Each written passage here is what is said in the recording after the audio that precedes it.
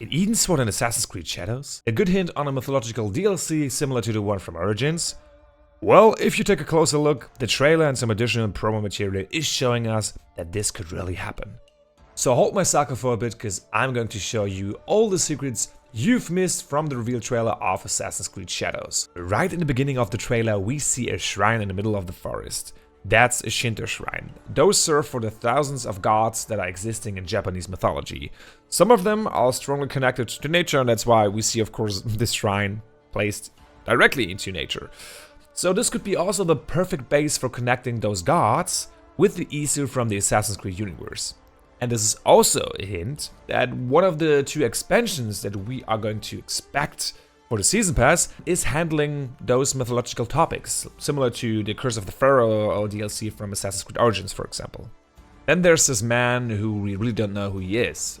Thanks to footage I've received from Ubisoft, we know that this guy is called Forest Soldier, at least from the data name. And he wears a Jimbaori. That was a sign for people who have a higher rank, so he was probably a higher ranking officer with secret information we need. Then, if we take a closer look, in the next shot you'll see he's holding a paper roll or a message, or maybe an information that is crucial to our cause. And probably an information that we need to get to our target. So we know that finding the target in Assassin's Creed Shadows, or targets in general, will be similar to Assassin's Creed Mirage, so we have to gather clues to get to our final target of Assassination. In the next shot we see the father of Naoi.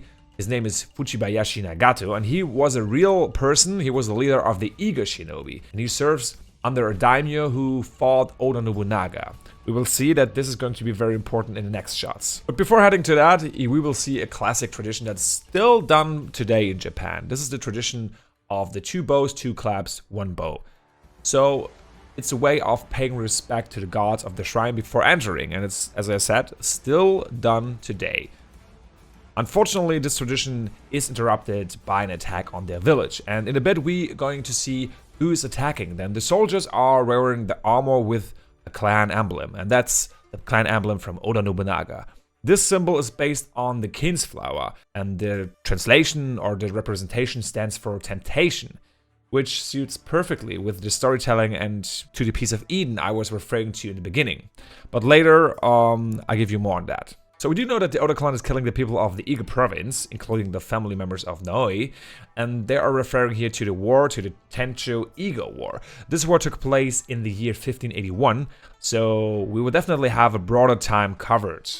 That starts from 1579 to at least 1581. Why do I know that? Well, let's take a look at the next shot. Because there we see the port of Sakai. That's a port close to Osaka, and we see Portuguese ships arriving here. Possibly Templars if you take a closer look at the left ship here. And we know that Yasuke arrived to Japan with the Portuguese Jesuits, and this took place in 1579. So 2 years before the attack on Noi's village. In the next shot we see Portuguese Jesuits missionaries with their traditional clothing. One thing is interesting here, the way they bow in front of Oda Nobunaga. With the research I've made, it looks like the Portuguese don't really know how to bow properly when seated. In comparison, Yasuke does know a little more. What I'm referring to here is the way they have placed their hands. Let me show you a short clip from Tofugu, a YouTuber who is showing us how to bow properly.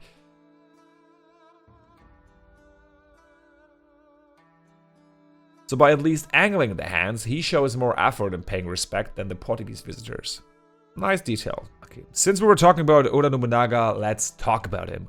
We know that he was a friend of the Portuguese due to 2 facts. He loved the firearms the Western countries brought to Japan, and he did use them massively in his plan to unify the country.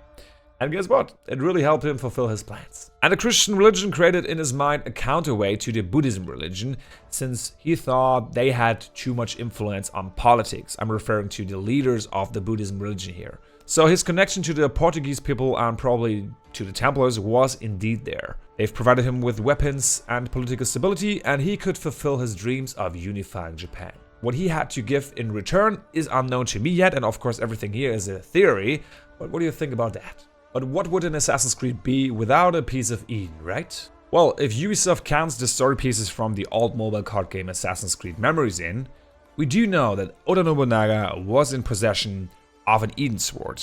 Or should I rather say, Eden Katana, and I'm pretty sure the sword would help him unifying the country. As I was referring in the beginning of the video to the clan emblem and saying that the flower that is the inspiration for the clan emblem is also called temptation in the translation, we can expect to see Oda Nobunaga being tempted by the sword very much. And I can imagine that if he uses the sword, he will go crazy because not a lot of people are able to use pieces of Eden properly. You've seen that in the past. So what I'm going to guess here is that we know from the history that he is committing seppuku. And I think the sword is driving him crazy, and that's why he's committing seppuku. If to put it into the Assassin's Creed universe, right? So that's my guess here. But would you love to see that? Or would you love to see another piece of Eden, like an Eden kunai or an Eden armor or samurai set? Let's talk about that in the comments, guys. The next detail you've probably missed is the clan we're fighting with here in the scene. So we have this big fighting scene where Yasuke uses his katana to fight the enemies, and if you slow down the clip, you realize, okay, there is another emblem from a clan, that's the Takeida Clan. The next one isn't really a big secret, but we know that we're gonna have a spy network, and one of the spies gives Naoi a paper, and the paper is saying the enemy is in Takeda Castle. I don't know if you were able to read that, but I wasn't, so here you go. Let's talk about my favorite scene from the whole trailer now. The scene where the girl interacts with Yasuke. So, I think it's a funny one, but it's also actually a hint on what NPCs could do with us. So either they are very happy or they're scared, so we don't know that yet, but it would be really cool to see while like walking around in a village with Yasuke that NPCs are interacting with us because we're different than them. That would be really cool. Let's jump a bit forward to the scene where Naoi is fighting on the castle.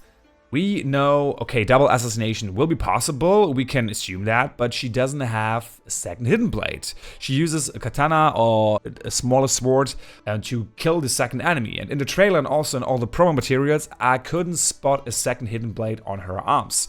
So either she will get a second one, or she just uses a second weapon to kill the second enemy. The last thing nobody's actually talking about is that Yasuke was hitting servants. Like, I was looking closely and they didn't have any weapons, so he was hitting civilians.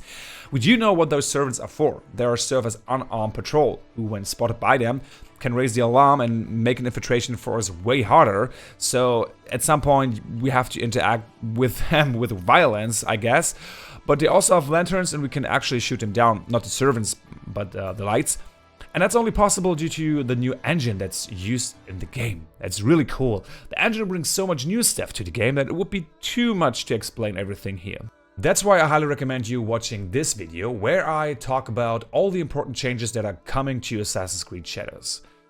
Thank you for staying, thank you for watching up to this point. If you support me, that would be really nice, either through a like, a subscription, or a comment. Otherwise, see you in the next video, see you at the sunrise.